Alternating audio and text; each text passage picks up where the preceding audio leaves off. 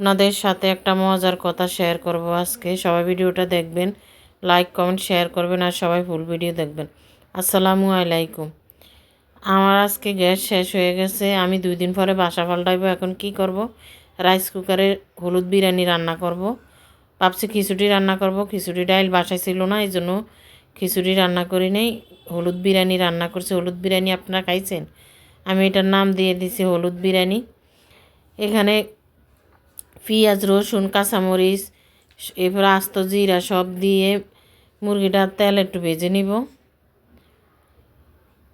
ভাজা হয়ে গেলে এখানে সব ধরনের মশলা দিয়ে দিব। এখানে আদা দিয়ে দিলাম।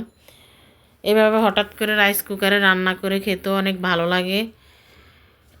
আমি মাঝে মাঝে যেমন রান্না করি। আর আমি তো সিলিন্ডার ব্যবহার করি, আমার আজকে সিলিন্ডার শেষ হয়ে গেছে।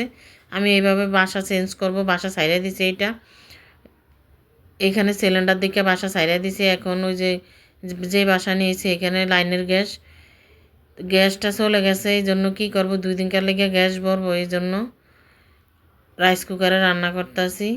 ছেলে মেয়ের জন্য দুপুরে রান্না করছি তরকারি, আবার সিম দিয়ে আলু দিয়া ফুলকপি দিয়ে মাছ দিয়ে রান্না করছি, ভাত রান্না করছি, আছে আমার জন্য হবে।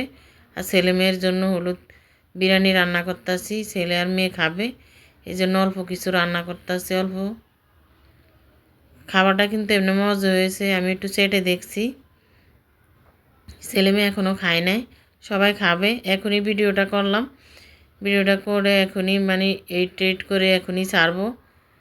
এই জন্য সব ভালো থাকবেন। আল্লাহ হাফেজ। বেশি বেশি করে শেয়ার করবেন।